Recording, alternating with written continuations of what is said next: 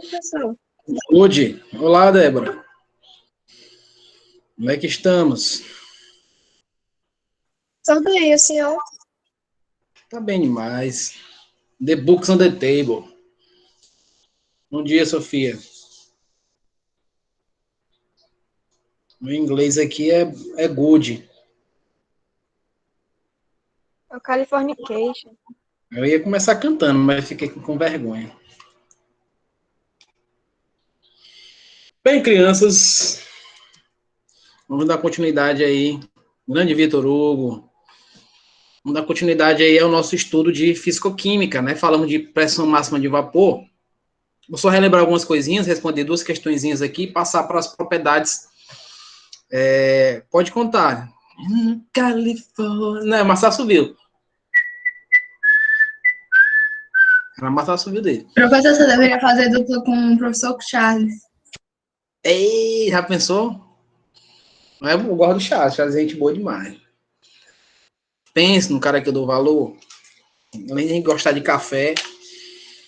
Então, crianças, pressão máxima de vapor, nós vimos que é a relação de compostos que são voláteis, solventes puros, né, com volatilidade, ou seja, que entram num estado de evaporação rapidamente, né, por alguns processos, um deles é a pressão máxima de vapor, ou especificamente a natureza de cada um. Demos alguns exemplos sobre o álcool, sobre a água, né, sobre o próprio éter, né, que tem aí temperaturas de ebulição diferentes. Então, a gente faz a relevância dessa pressão máxima de vapor com a quantidade de energia que esses solventes vão necessitar para poder evaporar. Então, se eu tiver fazendo um comparativo aqui de solventes puros, como o éter e a água, eu vou notar que o éter vai evaporar numa temperatura de aproximadamente 35 graus. Já a água evapora numa temperatura de 100 graus. Essa discrepância aí de temperaturas está vinculada à pressão máxima de vapor. Com esses valores discrepantes de temperatura, está indicando especificamente que o éter ele tem uma pressão máxima muito maior que o da água. Né? Então, ele vai evaporar primeiro, ou seja, ele vai necessitar de menos energia para que isso aconteça. A água não, ela ferve a 100 graus. Eu devo ressaltar a vocês que a pressão é que vai fundamentar aí a fervura, né? A quantidade de temperatura para que ocorra esse processo de evaporação. Então, a água, a uma pressão de 1 atm, que é o nível do mar, ela corresponde aí numa temperatura de 100 graus, que aí especificamente é a natureza da água, né? Então, ela vai ferver a 100 graus e ela congela a 0 grau, nós sabemos disso também. Então, só para fazer a ressalva sobre isso, eu vou o que está espelhado aí para vocês, né? Coloquei um exemplo de alguns grupos, já falei sobre eles, mas é bom a gente relembrar que para ocorrer a evaporação, para que ocorra a evaporação, então assim, para a evaporação acontecer, para que a evaporação ocorra, nós necessitamos fazer isso, ó. Pegar a pressão máxima de vapor do solvente e igualar a pressão ambiente. Só é possível quando isso acontece. Né? Então, se você quiser fazer com que um elemento evapore, que um solvente evapore, eu tenho que fazer a relação, eu tenho que igualar a pressão que ele tem da sua natureza com a pressão ambiente. Essa pressão ambiente que eu estou falando é a pressão exercida sobre nós. A nível do mar, nós sofremos uma pressão de 1 atmosfera, que essa atmosfera, se eu quiser transformar para mmHg, ela corresponde a 760 mmHg. Esse mmHg é aquele mesmo que vocês veem no termômetro, né? Que é a milímetro de mercúrio. Então, se você olhar para esse gráfico que está bem aí do lado, tem aqui alguns solventes, ó, todos puros, tá? Todos estão levando a relação de ser solvente puro. Então, nós temos o éter dietílico, temos o bromo, temos o etanol, temos a água, temos o octano, temos o etileno glicol. Então, vocês vão ver e vocês precisam fazer essa relação. Façam sempre essa relação. O elemento que tem a pressão máxima de vapor maior é aquele que se aproxima do eixo da pressão. Olhe para o gráfico, observe o gráfico. Vejam que o elemento que tem maior pressão, ou seja, o que vai evaporar primeiro, é aquele que a sua curva está muito próxima aqui da pressão. Então, seria esse escurinho aqui, né, ó. Esse escurinho não, que dá preconceito, né? Esse afrodescendente aqui, ó, tá vendo, ó? Ele ele é o mais próximo da pressão. Então, esse cidadão aqui, ele vai ter a maior pressão máxima de vapor. Vou abreviar sempre, tá? PMV. Pressão máxima de vapor. É ele que tem a maior pressão máxima de vapor. E aí, quem tem a menor vai ser esse daqui, não é? Ó, a menor pressão máxima de vapor. Por quê, professor? Veja que ele está distante aqui da pressão. Ele está bem distante lá do eixo da pressão. E, consequentemente, se ele está distante, ele vai precisar de mais energia. Olha aqui a temperatura de ebulição dele, ó, 200 graus. Olha a temperatura de ebulição de quem tem maior pressão máxima de vapor, 45 graus. Está bem aqui, ó, 45 graus. Então, você vai notar que quanto maior for a pressão máxima de vapor, menor será a sua temperatura de ebulição. Quanto maior for a pressão máxima de vapor, menor a temperatura de ebulição e vice-versa, né? Quanto maior a temperatura de ebulição, menor vai ser a sua pressão máxima de vapor. E eu vou colocar até isso aqui do ladinho, ó. Quanto maior for a pressão máxima de vapor, menor será o quê? A temperatura de ebulição. Então, quem vai evaporar primeiro é aquele que tem a maior pressão máxima de vapor. E, consequentemente, por ter a maior pressão máxima de vapor, ele vai ter a menor temperatura de ebulição. Ficou claro isso? Ficou claro? Então, quanto maior a pressão máxima de vapor, menor a temperatura para que ela ocorra, saia do estado líquido para o estado de vapor. E vice-versa, ok? Ah, professor, e outra coisa, a natureza. A natureza também é outro fator, tá? A natureza do solvente também é outro complicante. Veja só, a água, ela tem ligações de hidrogênio que são ligações fortes. Aquele éter dietílico, ele tem ligações covalentes, que nós definimos essas interações como chamado de dipolo induzido, que vocês vão trabalhar isso com um dos anjos, tá? Mas é uma interação fraca, ela não é tão forte assim, então ela vai romper facilmente com pouca energia e, consequentemente, se tem pouca energia, tem maior pressão máxima de vapor, tá bom? Vamos ver aqui esse outro exemplo relacionado aí às altitudes. Você nota que a água aqui, especificamente, né, ela vou aumentando aqui a pressão, ela está aumentando em função aqui do aumento da temperatura, né, ó. Vocês observam que está ocorrendo essa relação. Então, se eu aumento a pressão, obviamente, porque eu estou mexendo com a temperatura e vice-versa. Então, elas são duas grandezas que são diretamente proporcionais, tá? São diretamente proporcionais à natureza, né? A natureza do elemento, obviamente, é contada. Então, essa pressão e temperatura precisam agir como em conjunto, tá? Eu posso, no sistema fechado, obviamente, trabalhar só com a temperatura, posso manter a pressão e vice-versa. Mas se o sistema é aberto, se está sofrendo a ação externa, né, a ação da pressão externa, aí eu preciso movimentar a temperatura e pressão para que ele possa sair do estado para o outro, no caso, do estado líquido para o estado de vapor. Ok? Quando a gente fala em sistema fechado, especificamente a quantidade, né, ó, o volume, não vai interferir aí no equilíbrio. O que vocês estão vendo aqui, ó, um sinal de equilíbrio, é o equilíbrio do estado líquido, no caso, ó, o líquido e o vapor estão iguais aqui, ó, na sua totalidade. Eu tenho gotículas de água, ó, então as gotículas de vapor de água que vão condensar na parede, vão retornar para cá, até chegar o momento que eles se equilibram totalmente e não tem mais essa passagem, né? Não existe mais a pressão exercida, porque esse vapor de gás aqui, ó, esse vapor de gás não, perdão, esse vapor de água, eles exercem uma pressão aqui na superfície, ó, fazendo com que mais moléculas evaporem, não é isso? Ó? Então, o volume não vai ser um problema para representar aí esse processo de formação do estado de vapor, tudo bem? Vamos falar de ebulição. Quando a gente fala de ebulição, a gente vai aquecendo um líquido, ó, o sistema está aberto, vocês estão vendo aí, né? Está havendo um aquecimento, né? Vai haver a formação de bolhas, que você já conhece.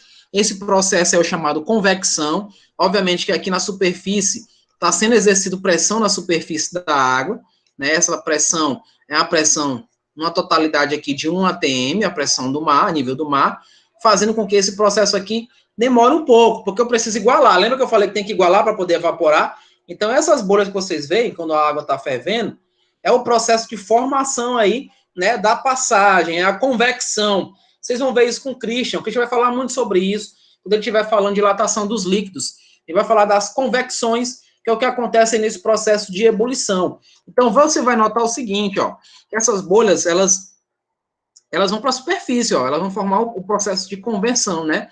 Vai haver a passagem. Quando ela chega aqui na superfície, chegou aqui, ó, ela vai abrindo e abre, e aí o estado de vapor acontece, né? Ó, começa a ocorrer aí a formação daquele vapor que você observa quando a água está fervendo na panela, por exemplo. Então, esse processo de ebulição é justamente igualar a pressão máxima de vapor, não é isso, ó, com a temperatura ou com a pressão ambiente. Ocorreu esse processo de equivalência entre eles, aí vai haver evaporação e, consequentemente, a ebulição. Tudo bem? Qualquer coisa, por favor, me interrompam, tá? Me interrompam, que hoje eu tô tagarela pra caramba, eu tô falando só. Então, aí, pressão externa diminui, a temperatura de ebulição diminui. Então, assim, o que é que eu tô querendo dizer com isso? Você está lá em São Paulo, foi lá para São Paulo, né? Foi curtir as férias lá em São Paulo, e aí lá você foi preparar um café. Só que quando você observou, colocou um termômetro, você observou que a água começou a ferver a 85 graus aproximadamente. Ela começou a ferver por isso, né? 85 graus. E por que essa explicação, professor? Porque quanto mais alto eu for, aqui é a altitude, né? A altitude, menor a pressão. Então a pressão ela vai diminuir. A pressão diminui quanto mais alto você tiver. E, consequentemente, você vai necessitar de menor energia para poder igualar a pressão máxima de vapor do solvente e a pressão do ambiente. Tá? Então, veja aqui nesse outro caso, ó, pressão externa aumenta, temperatura de ebulição vai aumentar, porque eu só vou conseguir igualar se eu aumentar a temperatura. Então, você vê aí, ó, a pressão externa for aumentar, veja que a convecção dela demora um pouquinho, tá? Deixa eu voltar aqui. Volta, rapaz. Oxe, tá para onde? Volta aqui, isso, volte. Mostra aí o processo para os meus queridos, ó. Não mostrou não, por que não tá mostrando, gente? Será que é o Californication? Então, deixa eu ver aqui. Era para mostrar aí uma bolha subindo aí na pressão externa aumentada. Se eu for bater aqui, vai passar. É sacanagem, deixa para lá.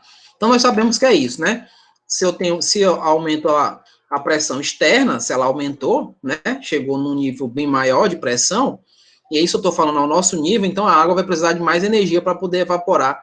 E essa é a relação. Quanto mais alto eu for, não é isso? Ó, menor pressão eu tenho, consequentemente, eu vou exigir menor temperatura, né? Para poder ocorrer aí o processo de escape. Vamos para uma questão. Vamos ver a questãozinha aqui, ó. Considere o gráfico abaixo, que representa as variações das pressões máximas de vapor de um solvente puro. Vou aqui grifar isso daqui, ó, solvente puro. E de duas soluções, né, com diferentes concentrações. Veja só. Eu tenho uma mais concentrada que a outra. Lembrem-se, crianças, quando eu falo de soluções, eu estou falando de soluto, mais o quê? Mais solvente. Nessas soluções, vai depender muito da concentração.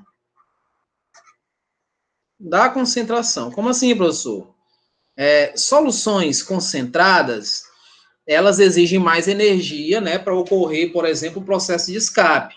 Se você pega só uma pitadinha de sal e joga na água, ela vai ferver muito mais rápido se você pegar uma colher com sal e jogar na água e formar a solução. Porque ali a quantidade, né, a quantidade que você jogou de um pequeno, né, porção de sal e uma colher cheia com esse sal, a concentração é totalmente diferente. Consequentemente, para eu poder evaporar água com a colher cheia de sal na solução, eu vou ter que aumentar a minha temperatura, né? Então, eu estou fugindo da pressão, né? Tenho que aumentar a temperatura, consequentemente, ela está longe, né, do eixo da pressão. Então, vamos olhar o gráfico, vamos ver o gráfico. O gráfico está bem aqui do lado, tá vendo? Ó? Então, de um dos mesmos solutos nesse solvente em função da temperatura. Pode-se concluir que a curva... Bora ver. Veja aí, ó. Deixa eu tirar aqui esse MIT da minha frente. Pronto, agora o MIT não está mais na minha frente, beleza. Vamos ver aqui direitinho. Tá vendo? A pressão externa igual a pressão de vapor. Nós temos aqui o eixo da pressão. E nós estamos notando que esse cara aqui está mais próximo do eixo, não tá? Da pressão. Pergunto a vocês. Esse X, ele é o solvente puro ou ele é a concentração a solução concentrada ou a menos concentrada? O que vocês classificariam esse X aí? Como puro ou solução? Ele era puro ou era solução? Como é que vocês classificariam? Eu vou perguntar isso para vocês em prova. Vocês analisarem o gráfico. É puro ou ele... Isabelle, eita. Ele é o solvente puro ou ele é solução, gente? Analise, gente, analise. Gente, se ele é puro, se ele é um solvente puro, ele não sofre interferente com a natureza de outro, quem vai fazer parte, um soluto. Ele não vai sofrer interferência. Então, ele vai evaporar na sua natureza. Então, consequentemente, ele, o X, é o solvente puro. Até porque ele está mais próximo de onde, gente? Ele está mais próximo da pressão. Então, se ele está próximo da pressão, consequentemente, ele... É isso aí, Débora. Consequentemente, ele vai evaporar primeiro. Por quê? Porque ele tem a maior pressão máxima de vapor. Ele não tem ninguém além de hidrogênio e oxigênio. Ele é puro.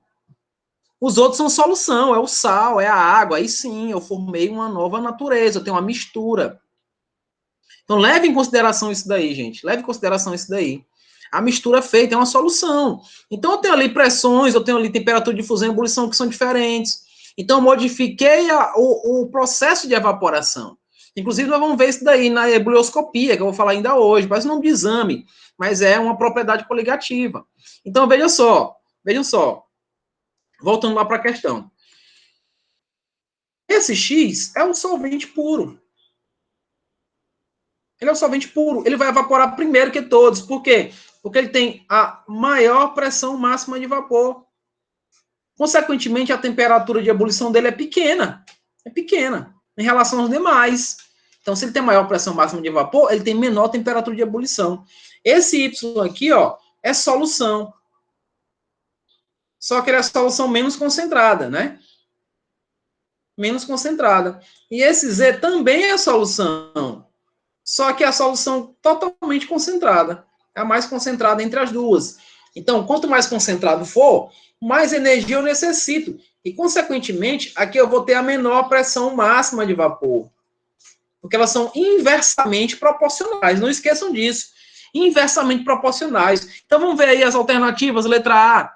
X corresponde à solução mais concentrada. Não, tá errado. X não é solução. X é o solvente puro, tá? X é o solvente puro. B. Y corresponde à solução mais concentrada. Não, Y é a menos concentrada. Y é menos. Z. Corresponde à solução mais diluída. Se a gente era mais diluída, ela não estava aí.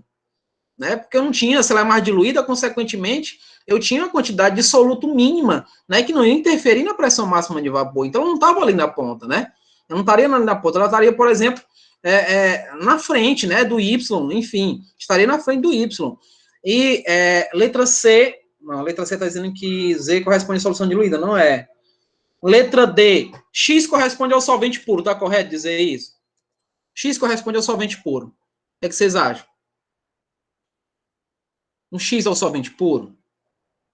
Acabei de falar isso para vocês. É ou não é? É, não é? Veja só, o X é o solvente puro, crianças. Ele está mais próximo do eixo da pressão. Então, se ele está mais próximo do eixo da pressão, ele não tem o quê? Interferência do soluto. Porque as outras soluções X e Y, eu tenho alguém diferente. Eu tenho quem? Eu tenho um soluto. Eu tenho um soluto aqui, gente. Então, o soluto, ele interferiu aonde? Na pressão máxima de vapor. Quando eu adicionei o sal, eu interferi. Então, essa interferência tem muito a ver com a concentração e a natureza desse soluto. E a natureza dele também vai influenciar. Então, não se percam com questões dessa natureza, gente, na hora de vocês analisarem os gráficos sobre pressão máxima de vapor. Tudo bem? Bora ver outra questão? Essa questão aqui, ela pede para a gente analisar algumas coisas. Eu não vou perder tanto tempo com ela, tá? Não vou perder tanto tempo. Veja só, ó, tem uma água aqui, ó. Eu tenho água, tá vendo? Eu tenho água pura. Beleza. Eu tenho aqui uma solução aquosa de 0,5 mol de glicose, né? Glicose, para quem não sabe, é o C6H12O6, né? E tenho aqui essa solução de 0,8 mol desse sal, que é o cloreto de potássio. Então, veja, se eu fosse perguntar para vocês bem aí, quem é quem aqui? A, B, C. Quem é quem? Quem que vocês diziam para mim?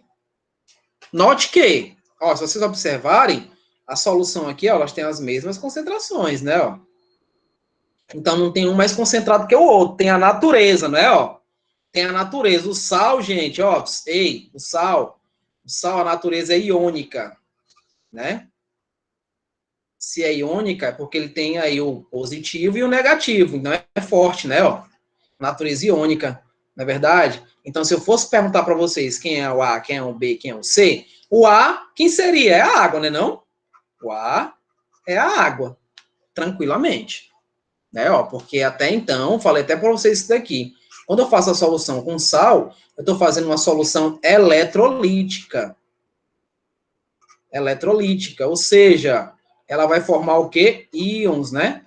Forma íons. Então, se forma íons, elas conduzem o quê? Conduzem o quê? Eletricidade, né? Eletricidade. Não esquece disso, tá? Conduzem eletricidade. Então, a relação específica aí, ó, vai ser o B, vai ser a glicose, a solução de glicose. É a solução de glicose. E por último, gente, por último, é o nosso amigo sal, é o KCl. Ele tem uma temperatura de ebulição maior, ele tem uma menor pressão de vapor, porque ele está bem distante do eixo da pressão. Então é assim, crianças, que vocês precisam trabalhar e observar esses gráficos. Não só observar aí a questão da pressão máxima de vapor, mas também a concentração, se é um solvente puro, ou o cara do ovo passando aí, sempre nessa hora ele passa, né? 11h32, é o abacaxi, é a laranja, é o melão. Se vocês tiverem à vontade, eu vou dizer para ele passar na rua de vocês também agora, tá? Aí vocês compram aí também. Toda vez ele passa essa hora, se vocês observaram. Toda vez. Todo vídeo meu tem a voz dele. Quem assiste minhas videoaulas, escuta a voz desse cidadão aí. Então, vejam só. Vejam só. A natureza do elemento, né, do solvente ou da solução.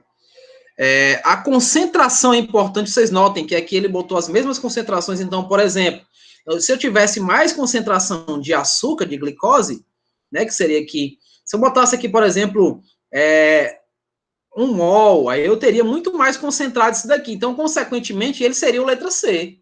Mas como eles são iguais, né, ó, como eles são iguais na concentração, aí eu vou levar em consideração a natureza desse soluto. Então, se você for ver na letra B, a adição de um soluto não volátil aumenta ou diminui a pressão máxima de vapor de um solvente? Isso daqui é correto. Sim. Quando você pega a água, você pegou a água bem aqui. E a água, ela ferve a quanto? Ela ferve a 100, não é isso? Ó. Botou água para ferver. Deu 100. O que vai acontecer com a fumacinha lá? Vai ser liberada, não é? Vai haver a liberação. Aí você vai e faz o quê? Joga sal. Pegou aqui o NaCl. E o que é que você nota instantaneamente? Que para de borbulhar. Parou instantaneamente.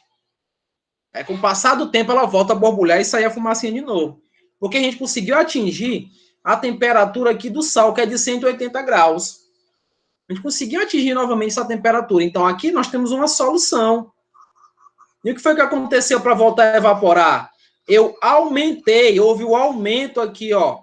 Houve o aumento da temperatura, né? Eu tive que aumentar a temperatura. Eu tive que aumentar a temperatura para poder chegar. Então, quando eu adiciono um soluto, gente, quando faz adição de um soluto, adicionou um soluto, nós temos que observar, inclusive, se esse soluto é não volátil, tá? Que é isso, professor? Por que não tem que ser não volátil? Porque se ele for volátil, ele vai evaporar facilmente. E nós não queremos isso. Nós queremos que ele modifique. Deixa eu dar um exemplo. Isso daqui chama-se, que eu vou falar agora para vocês, chama-se tonoscopia. Que exame é esse, professor? Não é exame não, rapaz. Isso daqui é uma propriedade coligativa.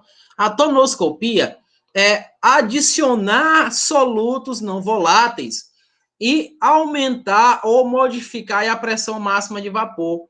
Vou dar um exemplo. O radiador do carro, ele precisa ser adicionado um soluto não volátil chamado etileno glicol. O etileno glicol, ele impede que a água do radiador do carro evapore, que ela evapora a 100 graus. No motor de um carro, miseravelmente, ele faz uma temperatura de 400 graus, então a água vai evaporar facilmente. Então, quando eu adicionei aí esse soluto não volátil, esse etileno glicol, eu estou aumentando a temperatura de ebulição da água, estou mexendo com a pressão máxima de vapor. Então, quando isso acontece, a água vai ferver aí a 800, a 900, vai depender, né, do soluto que eu estou utilizando e da concentração dele. Então, eu estou modificando essa característica da água, estou fazendo essa modificação. E é por isso, por exemplo, que a água do mar demora a evaporar. Por quê? Porque ela tem uma concentração muito grande de sais. Então, ela evapora lentamente, bem lentamente, do que a água dos rios, né? Inclusive, em alguns... Quem mora aí, quem conhece os interiores da vida, tem um tempo que tem as estiagens, onde as lagoas secam, né? As lagoas, alguns rios perdem muito dos seus leitos em função aí desse processo de evaporação que é natural, ok? Vocês estão muito caladinhos, vocês estão entendendo o que eu estou falando? Estão conseguindo entender? Sim, professor, hoje é aniversário da Lidiele. Opa, parabéns, Lidiele. Que Deus lhe abençoe, muitos anos de vida, muita paz, muita saúde. Que Deus possa abençoar. Bora cantar no final da aula, né? A gente canta um parabenzinho para ela no final da aula. Que Deus possa abençoar a sua família e você sempre, tá ok? Um abraço bem forte do titio George, o titio da Química, tá bom? Então vamos lá. Continuar aqui, ó, propriedades coligativas. Agora sim a gente entra na brincadeira, tá? Então nós temos 3 propriedades, tem a outra que eu vou falar depois, que é a tonoscopia, embrioscopia e crioscopia. Então veja só como é que funciona. Opa, tem uma coisinha errada aqui. Epa, não. Deixa eu ver aqui. Opa, não, calma. Calma. Deixa eu apagar essas informações aqui para ficar informações bem mais concretas, né? Eu vou escrever para vocês especialmente. Então, como eu já ministrei essa aula hoje, eu tive que riscar algumas coisinhas para poder explicar. Pronto, agora sim está tudo nos conformes. Deixa eu ver. Vamos lá, voltando. Cadê, professor? Tá aqui. Calma aí. Eu tive que descompartilhar para poder colocar corretinho para vocês. Pronto, agora vamos lá, vai dar certo.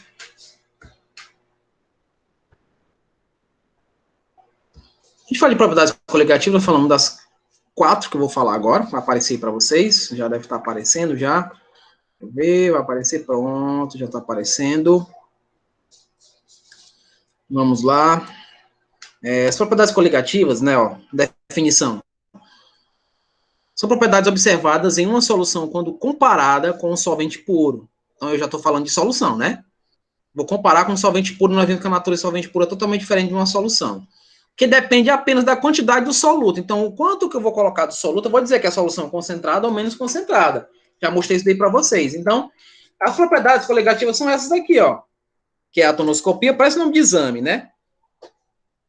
A crioscopia, a ebulioscopia e a osmometria. Tá aqui uma inversão entre a crioscopia e a ebulioscopia. Geralmente a gente fala na sequência de tonoscopia e ebulioscopia, que eles estão muito próximos. Embulioscopia não já está dizendo, é ebulição. A tonoscopia é pressão máxima de vapor. Então, eu vou mudar a pressão máxima de vapor a partir do momento que eu adicionar um soluto não volátil. Do mesmo jeito acontece com a ebulioscopia. Eu vou mudar a temperatura de ebulição se eu adicionar esse soluto não volátil. Então, vamos trabalhar direto com a tonoscopia? Então, veja só. Observe aí na tonoscopia, ó, veja a definição. É o estudo da diminuição da pressão máxima de vapor de um solvente provocada pela adição a esse solvente de um soluto não volátil. Eu vou diminuir essa pressão máxima.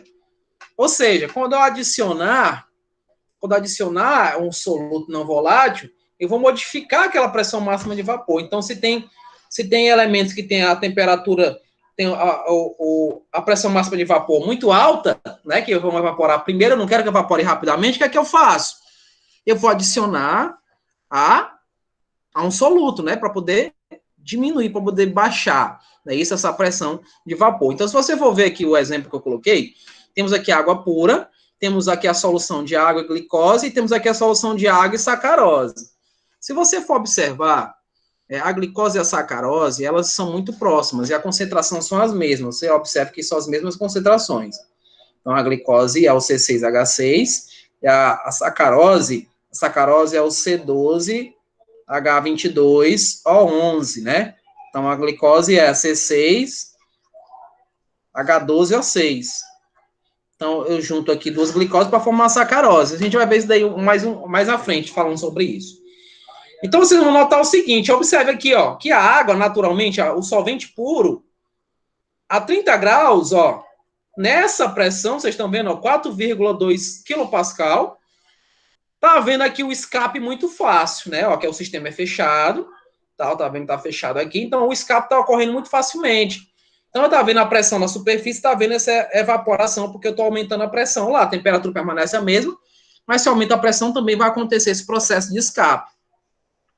Se você observar, tanto na água com a glicose, como na água e na sacarose, vocês notam a diminuição, porque eu acabei de diminuir a pressão, tá vendo? Ó? Diminuir a pressão. Então, se eu diminuir a pressão, eu diminuí aqui a quantidade de água que vai evaporar, praticamente, né? Eu fiz aí a diminuição. Por que eu fiz essa diminuição? Porque agora eu tenho a presença desses caras aqui, ó, da glicose e da sacarose. Elas são o quê? Soluto, né? São solutos, elas formaram agora uma solução. Aqui é o solvente puro. Aqui é puro. Né? Ó, aqui é a natureza dele normal. Aqui são soluções, ó. Aqui é solução. Aqui os dois, elas têm a mesma concentração. E eu noto que eu diminuí aqui a pressão, né? E modifiquei o que? A pressão máxima de vapor. Né? Então, houve aí, se ele tinha uma pressão alta, ele diminuiu, então, consequentemente, vai ocorrer a mudança nessa questão de evaporar, não é? Ocorrendo aí a evaporação. A gente fala de tonoscopia, tem que falar dessa lei de Raoult. Na lei de Raoult, ela fala sobre isso daqui, ó, que é que nós chamamos de pressão da solução, aqui é um igual, tá? Ó, que é igualzinho, tá?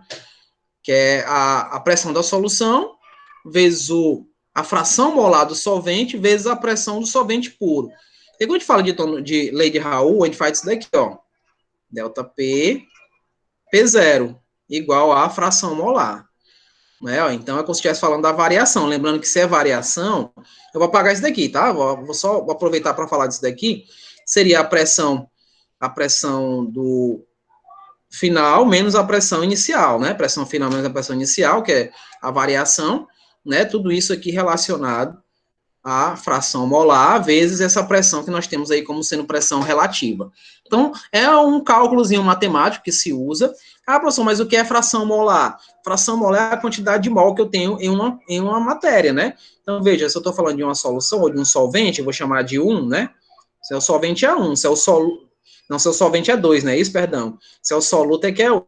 Então, vai ficar o quê? Quantidade de matéria de 2 dividido pela quantidade de matéria total, que seria assim, ó. Fração molar do solvente seria a quantidade de matéria do solvente dividido pela quantidade de matéria do soluto mais a do solvente. Então, a gente encontra essa fração molar e faz substituição aqui nesse cálculo. Eita, professor, você vai cobrar esse cálculo da gente só mais na frente. Agora não. Agora é mais a parte teórica mesmo, tá? Inclusive, no vestibular, quando se trabalha com propriedade coligativa, trabalha muito com a parte teórica. Então, preciso trabalhar profundamente essa questão teórica com vocês. Então, esse P de solução é a pressão máxima de vapor do solvente na solução. Lembre-se, eu estou falando de solução. Não estou mais arremetendo aí ao solvente puro. Eu estou falando da água e do soluto, praticamente, né? E aí nós temos a fração molar do solvente e a relação dela está aqui, que foi justamente o que eu fiz aqui, ó, tá? O que eu fiz aqui embaixo. Aquela relação ali, ok? Onde está vendo aqui é o número de mol do soluto mais do solvente e o número de mol do solvente, que é o N2, tá bom? Então, essa parte eu vou apagar, porque vai aparecer mais algumas coisinhas aqui, né? Então, vou apagar aqui. Então, veja aqui o efeito tonoscópico, ó, diferença entre os valores de pressão máxima de vapor do solvente puro e da solução. Então, nós temos aqui o conhecido diminuição da pressão máxima. Então, essa diminuição, eu posso fazer o cálculo fazendo essa variação. Eu tinha uma pressão, né, definida por um valor, e eu quero saber qual vai ser essa pressão no final de tudo. Então, posso fazer o cálculo pela variação que eu mostrei para vocês da própria lei de Raoult, né, que na tonoscopia, o cálculo, quando for trabalhar com vocês cálculo, vocês vão utilizar essa formulazinha aqui, ó. Formulazinha que vocês vão utilizar é o KT vezes a molalidade. Então, é uma formulazinha simples, né? Onde eu tenho aqui o abaixamento relativo da pressão, vezes a constante tonoscópica, vezes a molalidade. Molalidade. Porque vocês lembram que tem a moralidade, não tem? Vocês lembram disso, né? Calcular é uma coisa diferente da outra, tá? Então, muito cuidado para não confundir. Isso a gente vai trabalhar também especificamente, tá? Vou relembrar isso daqui para vocês, ok? Voltando aqui, antes que a Lidiele não mande o bolo para a gente por e-mail, né? Vou continuar aqui. Então, tenho certeza que ela vai mandar por e-mail. Lidiele, pode mandar por e-mail meu bolo que eu aceito. Nem que seja para ficar só observando. Se ela não sair da aula e perder o parabéns. Eita, é mesmo. Não, mas ela vai fazer isso com a gente, não. Não vai mesmo. Também quero o meu, viu? Nós vamos esperar, não, Vitor. Vamos esperar nosso bolo virtual. Então, voltando aqui, né? Um exemplozinho prático aqui, ó. Comparar a pressão máxima de vapor de água com de uma solução formada por uma quantidade de mol de 0,1 mol, né, de etileno glicol. Uma solução não eletrolítica. O que é isso, gente? Quando eu digo que a solução não eletrolítica, é porque ela não conduz corrente elétrica, né? Então, ela não tem condução de corrente elétrica aqui. Então, na verdade, é uma solução molecular. Não tem a formação de íons, né? Então, por exemplo, quando eu mostrei para vocês no começo a glicose e a sacarose, lá é molecular, não é eletrolítica, não produz íons para poder conduzir corrente elétrica. Considerado não volátil, né? Tem uma concentração aí da água de 0,9 mols, né, em 20 graus. E a pressão máxima de vapor da água pura, a 20 graus Celsius, essa daqui, ó. Essa daqui, 17,54 mmHg. Então, ele dá essa pressão para a gente como referência. Então, como é que a gente faria? Primeiro, a gente calcularia a fração molar, né, relacionada aí ao solvente. No caso aí, a água. Como ele deu a concentração da água em mol, então você pegaria o X, né, que seria aquele que eu coloquei, N2 sobre N1 mais N2, lembra? Eu fiz esse negocinho ali. Então, a relação é essa, né? Pego um por outro, soluto e solvente. Tá aqui, ó. Aqui é o 1 que corresponde a soluto. Aqui é o 2 que corresponde a solvente. Faz o cálculo matemático e tem aqui essa fração, né? Qual é o segundo passo? É utilizar o cálculo aqui de Raoult, né? Pegar aqui a pressão da solução, igualar o solvente, né? A fração que nós encontramos do solvente, que é de 0,9, e ver aqui a pressão do solvente puro, que a questão forneceu para a gente, de 17,54. Então, fazendo aqui o cálculo matemático, eu pego aqui a concentração do solvente puro, multiplico pela pressão que a questão forneceu, e temos esse valor aqui, ó, um valor aproximado, né? 15,79 mmHg. Que a questão não para por aí, porque eu preciso fazer a comparação, né? Preciso fazer a variação dessa pressão que eu encontrei. E aí, nessa variação, nós temos aí um efeito tonoscópico de 1,75 mmHg. Que eu posso jogar aqui num gráfico e mostrar o abaixamento, né? Ó. Mostrar como ele caiu aqui de 17,54 para 15,79. Então, houve esse abaixamento, né? Então, houve o abaixamento da pressão. Ela tinha aqui uma pressão alta e baixou para cá, ó. Houve esse abaixamento especificamente, que eu tenho lá do solvente e estou vendo aqui o cálculo da solução, porque eu adicionei um soluto no solvente e produzi uma solução.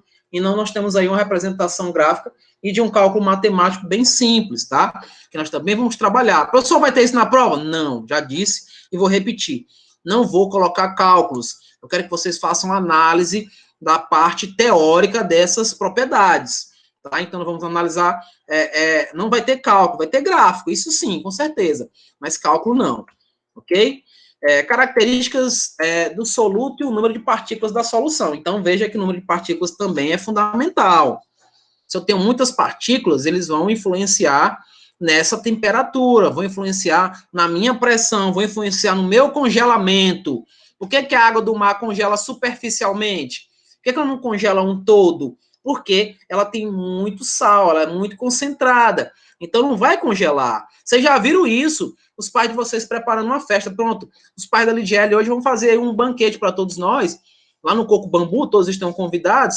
Então tem freezer lá com refrigerantes, com sucos, com bebidas lácteas, enfim, todas elas com o gelo. Então o pai da Ligiele deve estar agora jogando sal, né, no gelo, né, para ele ficar bem geladinho o nosso refrigerante na hora dos parabéns.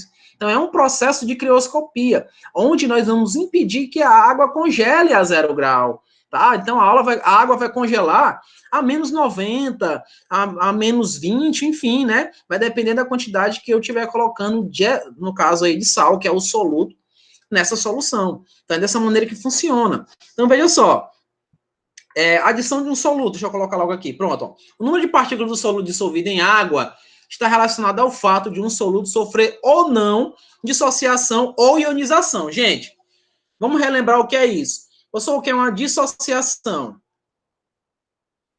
Dissociação é eu separar os íons. Por exemplo, funciona onde, professor? Funciona nas bases e funciona nos sais. Vou dar um exemplo de sal. NaCl. Quando você vai dissociar o NaCl, vai ter a presença de água aqui. Lembra que nós trabalhamos isso?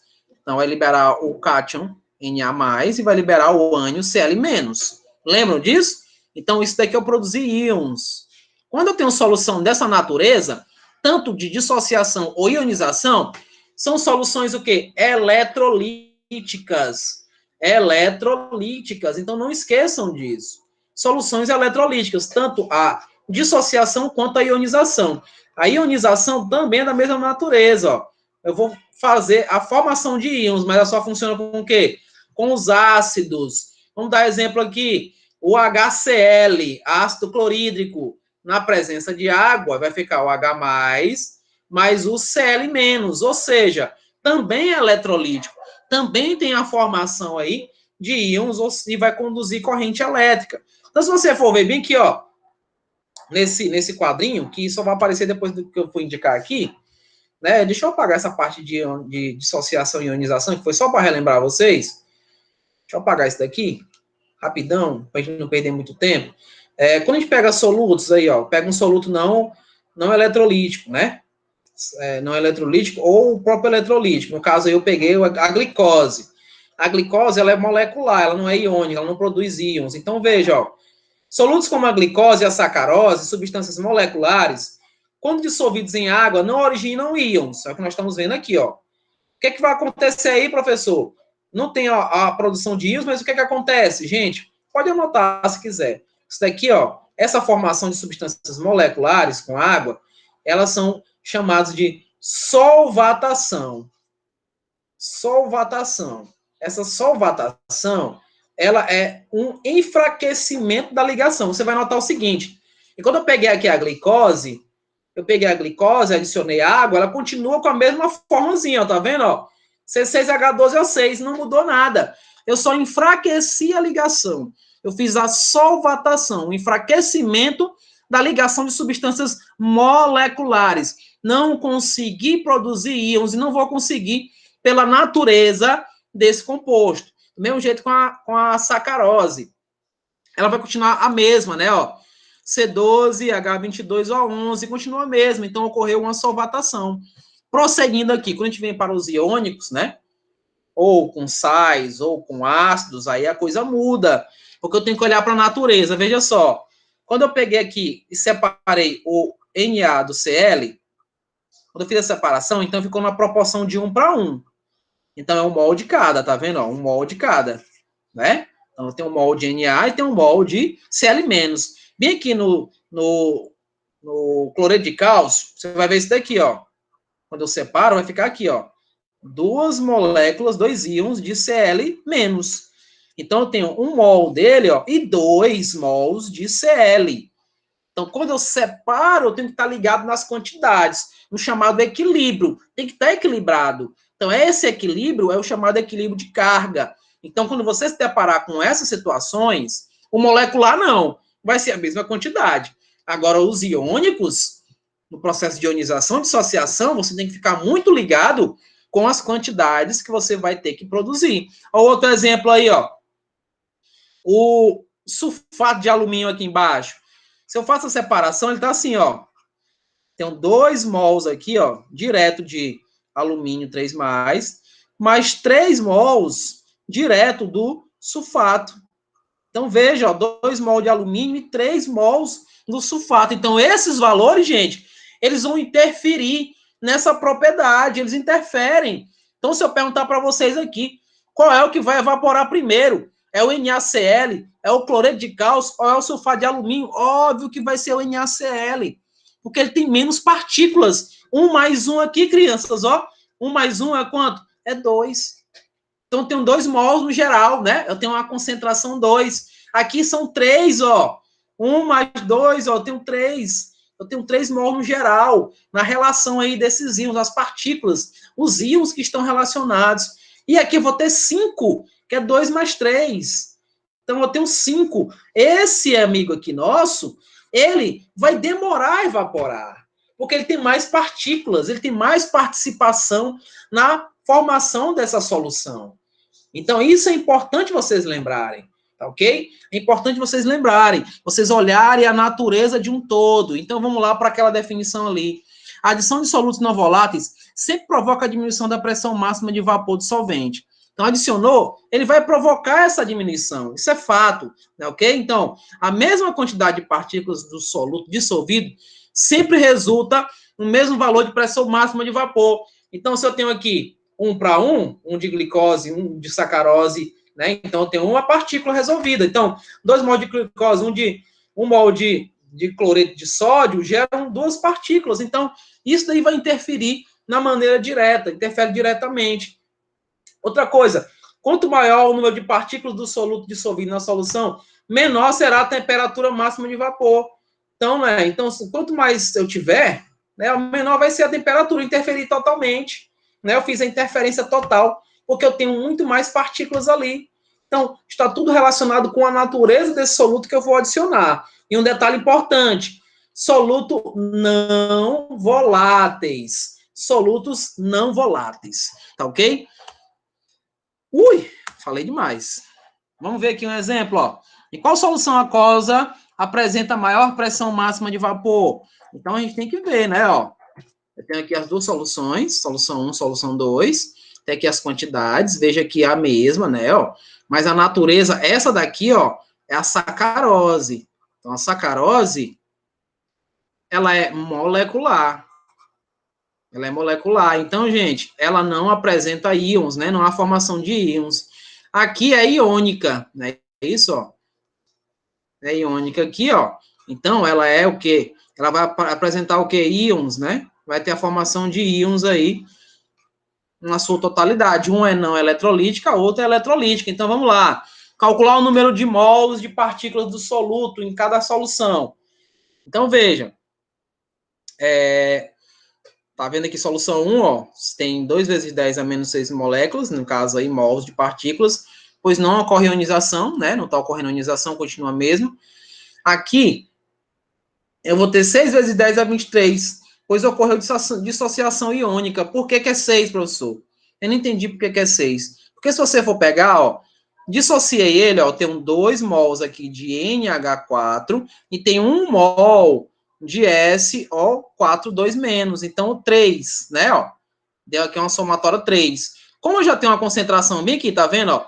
2 vezes 10 a menos 3, eu peguei 3 vezes 12 vezes 10 a menos 2, que vai dar para mim 6 vezes 10 a menos 2. Então, tá dentro do que eu relacionei, né?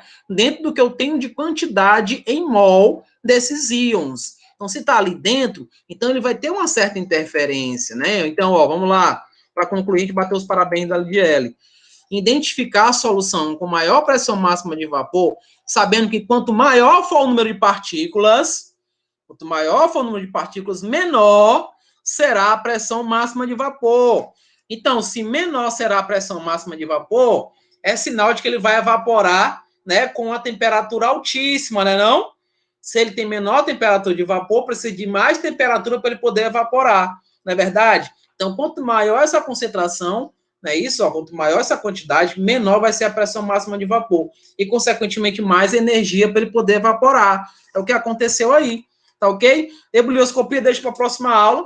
Vamos aqui bater aqui os parabéns à nossa querida amiga Lidiele, todos convidados para o Coco Bambu, cada um pode levar cinco convidados, né? Um convidado pode levar a convidada, ela falou bem aqui para mim no privado, tá, gente? Então vamos lá, todo mundo, vamos lá. Parabéns pra você. Bora, quero ouvir.